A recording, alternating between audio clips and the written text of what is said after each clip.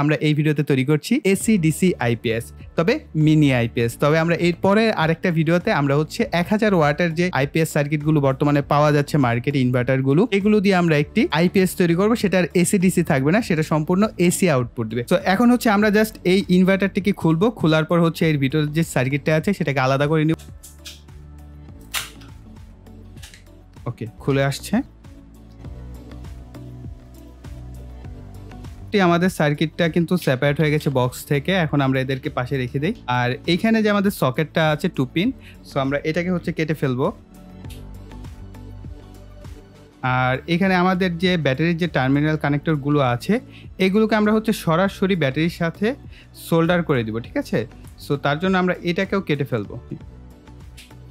Circuit complete হয়ে গেল inverter section. আর charging section হচ্ছে আমরা অ্যাডাপ্টার ব্যবহার করব, যেহেতু আমরা বিএমএস ব্যবহার করছি এবং 18650 ব্যাটারি প্যাক ব্যবহার করব। তো এই যে এই প্যাকটি, সো আপনাদের একটা রিকমেন্ড করব, এখানে যে ব্যাটারিগুলো আছে এগুলো কপি ব্যাটারি দিয়ে আমি তৈরি করেছিলাম এবং এখানে হচ্ছে 9টা ব্যাটারি দিয়ে প্যাক তৈরি করা হয়েছে। যেহেতু আপনি এসি ডিসি আইপিএস তৈরি করছেন, সেই ক্ষেত্রে অবশ্যই চেষ্টা করবেন অ্যাটলিস্ট আপনার আরও হচ্ছে কয়েকটা রো বাড়ানোর। যেমন এখানে আছে 3টা সারি, আপনি 7টা সারি অর্থাৎ 21টা ব্যাটারি বা 30টা ব্যাটারি অর্থাৎ বড় প্যাক তৈরি করবেন। কেননা ধরেন এইখানে যদি এভারেজ আমরা ধরেও নেই, যদি এখানে আমরা 1 এম্পিয়ার করে ধরি তাহলে 3 এম্পিয়ার, আর যদি সর্বোচ্চ ভালো ব্যাটারি হয় তাহলে আপনি 2 এম্পিয়ার করে পাচ্ছেন, তাহলে এখানে 6 এম্পিয়ার পাচ্ছেন। সো 6 এম্পিয়ার থেকে তো আপনি আহামরি আউটপুট পাবেন না। ধরেন আমরা যদি চিন্তা করি যে একটা ইউপিএস আমাদের কম্পিউটারকে যদি আউটপুট প্রপার দেয় তাহলে কিন্তু সে দেখা গেছে যে 5 মিনিট বা 10 মিনিট ব্যাকআপ দিতে পারে। তো সেই হিসেবে যদি আমরা করি অবশ্যই দেখা গেছে যদি বড় প্যাক হয় তো আমরা মোটামুটি 21টা ব্যাটারি ব্যবহার করে যদি আমাদের মোটামুটি ধরেন যে 7 দুগুণে 14 এম্পিয়ার না হোক 10 এম্পিয়ার তো অ্যাটলিস্ট হবে। তো 10 এম্পিয়ার দিয়ে কিন্তু আপনি মোটামুটি ভালো একটা ব্যাকআপ পাবেন। সেক্ষেত্রে আপনি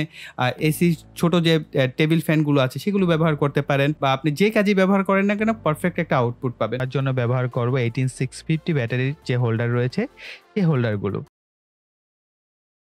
আমাদের মোট 18টি হোল্ডার প্রয়োজন হবে এই ক্ষেত্রে, যেহেতু আমরা 9টি ব্যাটারির জন্য ব্যবহার করব তাই আমাদের 18টি হোল্ডারের প্রয়োজন হবে। তবে যতগুলো প্রয়োজন আপনি হোল্ডার একটার সাথে আরেকটা যুক্ত করে নিয়ে হোল্ডারগুলোকে একটি কেসের মতো তৈরি করে নিতে পারবেন। তো এখন আমাদের যে ব্যাটারি হোল্ডারটি আমাদের তৈরি হয়েছে এর মধ্যে আমরা ব্যাটারিগুলোকে এইভাবে অ্যাসেম্বল করব।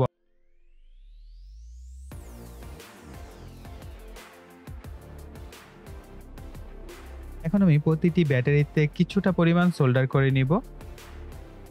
তো এখানে হচ্ছে 6টি ব্যাটারিকে আমি স্কোয়ার শেপে সোল্ডার করে নিব। সো আপনারা দেখতে পাচ্ছেন যে কিভাবে আমি করছি।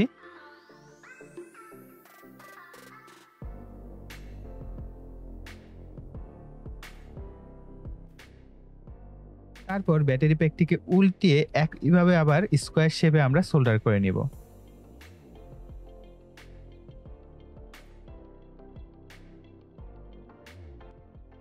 এখন যে প্রান্তে পজিটিভ প্রান্তগুলোকে সোল্ডার করা হয়নি সেই প্রান্তে লাল তারের সাহায্যে আমরা সোল্ডার করে নিব।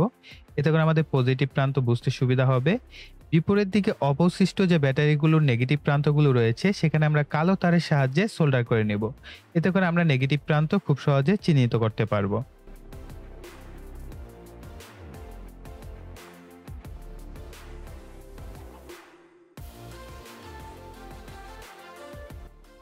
এখন আমাদের একটি বিএমএস প্রয়োজন হবে। এটি হচ্ছে 3S বিএমএস, যার সর্বোচ্চ 25 এম্পিয়ার পর্যন্ত ধারণ ক্ষমতা। তবে আমার মতে এখানে 20 এম্পিয়ারের লোড দেওয়াটাই সবচেয়ে ভালো হবে, কিছুটা লোড হাতে রেখে। বিএমএস এর পিছনের দিকে আপনারা ভোল্টেজ লেভেলগুলো দেখতে পাচ্ছেন। এই ভোল্টেজ লেভেল অনুযায়ী আমাদের বিএমএসটি ব্যাটারির সাথে মূলত সোল্ডার করে নিতে হবে। বিএমএস এর 4টি যে প্রান্ত রয়েছে এই 4টি প্রান্তের সাথে আমরা 4টি তারকে সোল্ডার করে নিব এবং নেগেটিভের সাথে হচ্ছে কালো একটি তারকে আমরা সোল্ডার করে নিব।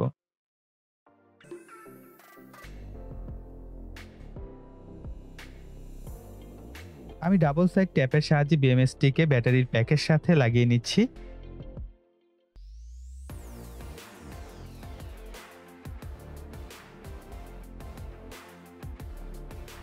এক্ষেত্রে বিএমএস এর যে নেগেটিভ প্রান্তটি থাকবে সেটি ব্যাটারির যে আমরা কালো বা নেগেটিভ প্রান্ত বের করে নিয়েছিলাম এই নেগেটিভ প্রান্তর দিকে রাখার চেষ্টা করবেন। এতে করে আপনার বিএমএস এর আর কোনো ঝামেলা হবে না। এরপর হচ্ছে 4টি তারকে আপনার বরাবর যে 4টি ব্যাটারির প্রান্ত পাবেন সেখানে সরাসরি সোল্ডার করে দিবেন আমার মতো করে।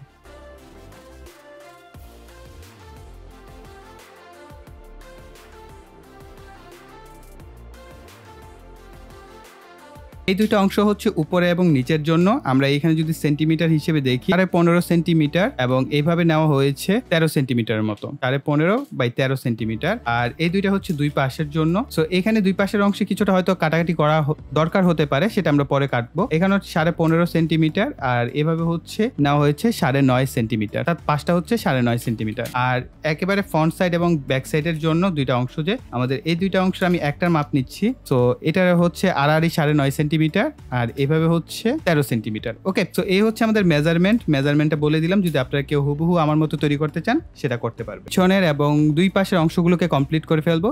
শুধুমাত্র উপরের সাইড বা সামনের সাইডের এক পাশের যে কোনো একটা সাইড আমরা বাদ দিব, যাতে আমরা ক্যামেরায় সুন্দরভাবে দেখাতে পারি ভিতরের কানেকশনগুলো কোনটার সাথে কি করছি তার জন্য।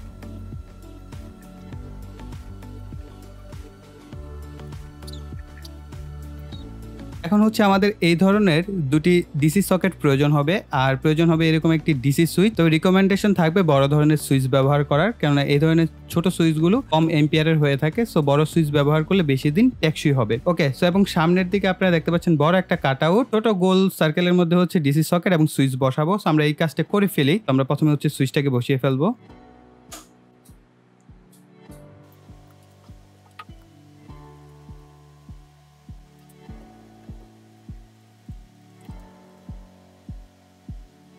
আচ্ছা, এই পর্যায়ে একটা জিনিস মনে হলো আমার, যে আমরা যখন এই ইনভার্টার থেকে এটার যে কানেকশনটা দিব, এটার মাঝামাঝি আমরা একটা সুইচ যদি রাখি তাহলে ভালো হয়। তার জন্য আমি এই পাশে একটা সুইচের হোল করে একটা সুইচ বসিয়ে নিব ছোট সাইজের।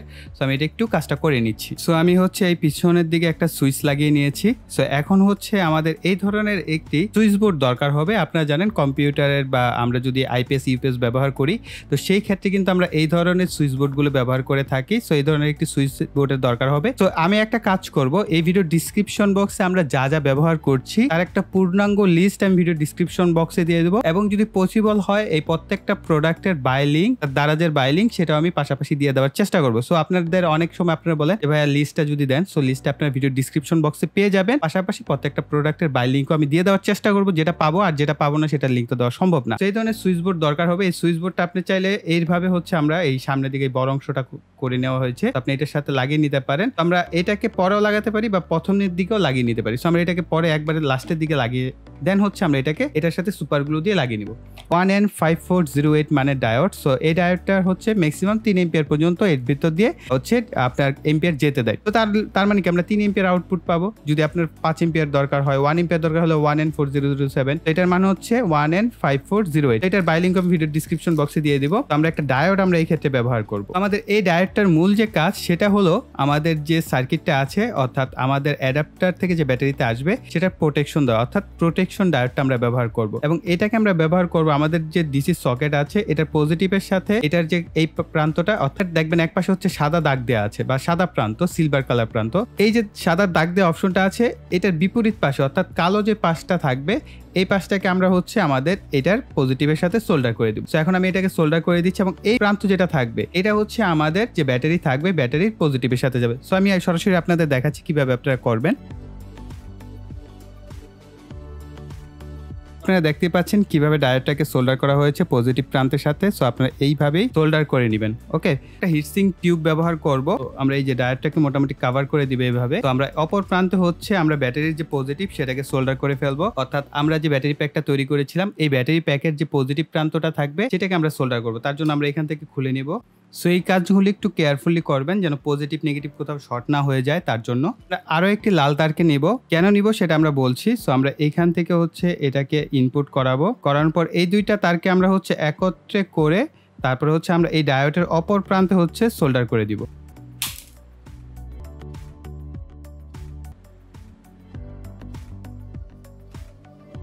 হচ্ছে আমরা কালো একটি তারকে আমাদের যে এই সকেট আছে এই সকেটের যে নেগেটিভ প্রান্ত এই দুই প্রান্তের সাথে আমরা সোল্ডার করে নিব, এবং আমরা পাশাপাশি এখানের যে আমাদের ব্যাটারির যে নেগেটিভ প্রান্তটা আছে এটাকেও খুলে হচ্ছে আমরা একত্রে এই যে নেগেটিভ প্রান্ত আছে এটার সাথে শর্ট করে দিব, আমরা এর সাথে কানেকশন করে নিব।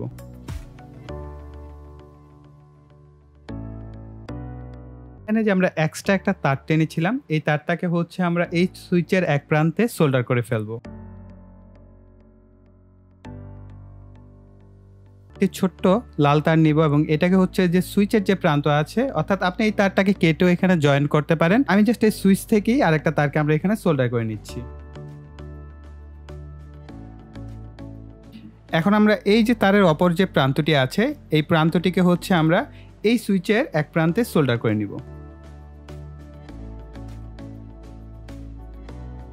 এই ধরনের আরো একটি ছোট লাল তার নিবেন এবং এই লাল তারের এক প্রান্ত হচ্ছে সুইচের অবশিষ্ট অপর প্রান্তে এবং অপর প্রান্তটি হচ্ছে আমাদের এই তারে, সেটা হচ্ছে আমরা চলে যাবে আমাদের এই সকেটের যে পজিটিভ আছে সেটার সাথে। একে এক জায়গায় কেটে নিব, কেটে নিয়ে হচ্ছে এখান থেকে আমি আরো একটি তারকে এখানে সোল্ডার করে নিব, অর্থাৎ জয়েন করে নিব। আমরা আরো একটি তারকে এইখানে কেটে এখানে আমরা জয়েন করে নিব।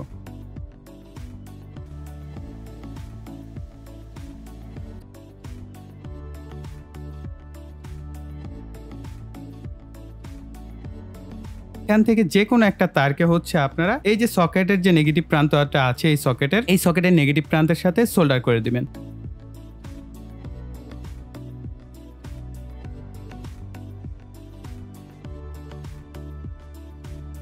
এই ধরনের বোর্ডের কিন্তু কানেকশন বিভিন্ন রকমের হয়ে থাকে, আপনি খুঁজে বের করবেন। যেমন এখানে হচ্ছে এল লেখা, তো এই জায়গাটা যদি আপনারা খেয়াল করেন, দেখা যাচ্ছে কিনা ঠিক জানি না, এল হচ্ছে ফেজ আর এন হচ্ছে নিউট্রাল। সো এইখানে হচ্ছে ফেজ এবং নিউট্রাল দিবেন। আর যদি আপনার গ্রাউন্ড লাইন আলাদা থাকে তাহলে এখান থেকে গ্রাউন্ড লাইন দিতে পারেন, অথবা নিউট্রালটাকে কমন করে দিলেই হয়ে গেল। তো আমরা যেহেতু এখানে ফেজ নিউট্রাল কোনটা আমরা জানি না, আমরা জাস্ট র্যান্ডম ভাবেও কানেকশন করলেই হলো। আমরা জাস্ট এখান থেকে একটাকে ফেজ ধরে লাইন দিয়ে দিচ্ছি।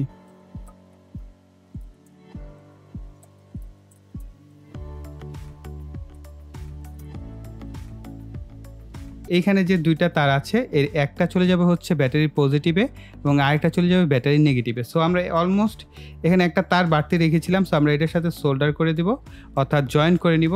আর হচ্ছে আরেকটা চলে যাবে আমাদের সুইচের যে অপর প্রান্ত আছে, সুইচের এখানে আমরা কানেকশন করব।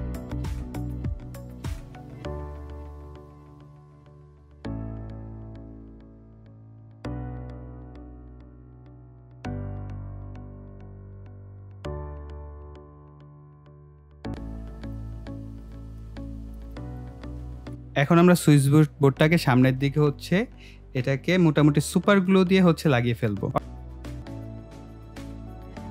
এরপরে হচ্ছে আমরা এই কালো তারের মধ্যে একটা হিটসিং টিউব লাগিয়ে নিব। পরবর্তীতে হচ্ছে আমরা এই যে বাকি যে দুইটা তার, এই দুইটা তারকে আমরা হচ্ছে জয়েন করে ফেলবো।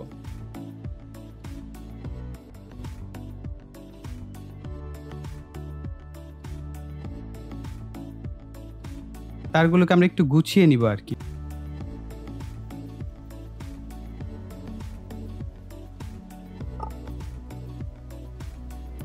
এসি আউটপুটটা একটু চেক করে দেখব, জাস্ট অন করছি। সো আপনারা দেখতে পাচ্ছেন ক্লিয়ার আসছে কিনা। আমাদের কিন্তু লাল বাতিটা জ্বলছে এবং আমাদের এইখানে কিন্তু এসির যে অন অফ, যদি সুইচটা অফ করি তাহলে অফ হচ্ছে এবং অন করলে অন হচ্ছে।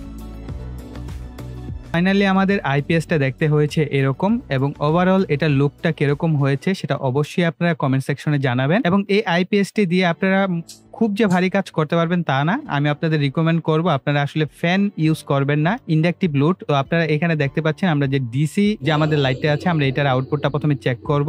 সো আপনারা চাইলে ডিসি ফ্যান ব্যবহার করতে পারেন, ছোট ফ্যানগুলো। সো সেটা মোটামুটি ভালোভাবেই কাজ করবে। সো ডিসি 12 ভোল্টের যে ফ্যান আছে সেগুলো, তাছাড়া আপনারা 12 ভোল্টের অনু রাউটার সেগুলো এখানে আউটপুট হিসেবে ব্যবহার করতে পারবেন, ডিসি লোডগুলো। আর এসি লোডে আমি বলবো আপনারা কখনোই কোনো ইন্ডাকটিভ লোড, সাপোজ ফ্যান বা কয়েল এই টাইপের কোনো কিছু ইউজ করবেন না। তাহলে এই ইনভার্টারটা আসলে খুব স্ট্রং না, দুর্বল একটা ইনভার্টার। এটা আপনি লাইট ব্যবহার করার জন্য, অর্থাৎ লাইটিং ডিভাইস ব্যবহার করার জন্য পারফেক্ট। সো দেখেন আমরা যদি এখানে 15 ওয়াটের যদি বাতি ব্যবহার করি, সো আমরা চাইলে 2টা বাতি বা 3টা বাতিও ব্যবহার করতে পারবো, তবে এর বেশি না। সো তাহলে আমরা 30 থেকে 40 ওয়াট পারফেক্টলি যদি নেই, তাহলে আমাদের এই ইনভার্টারটা সহজে নষ্ট হবে না, অনেকদিন ব্যবহার করতে পারবেন। আমরা একই সাথে হচ্ছে এসি এবং ডিসি দুইটা লোড দিয়ে দেখি কিরকম আউটপুট দেয়। সো ডিসির আলো কম, এসির আলো কিন্তু চমৎকার আলো। সো এটা স্বাভাবিক, কারণ ডিসির হচ্ছে ভোল্টেজ কম এবং এসির ভোল্টেজ এম্পিয়ার দুইটাই বেশি থাকে, এই কারণে এসির আলোটা একটু বেশি হয়। সো গাইস, আমাদের ওভারঅল এসি ডিসি আইপিএস এর এই ছিল ভিডিওটি। আশা করি ভিডিওটি আপনাদের অনেক প্রয়োজনীয় ছিল এবং আপনারা অনেক পরিমাণ কমেন্ট করেছিলেন আমাদের পূর্বের ভিডিওতে। আর আপনারা অনেকে আছেন ভিডিও দেখেন, চ্যানেল সাবস্ক্রাইব করতে ভুলে যান। একটু খেয়াল করে দেখেন যে আমাদের সাবস্ক্রাইবের যে বাটনটা সেটা লাল রঙের আছে কিনা।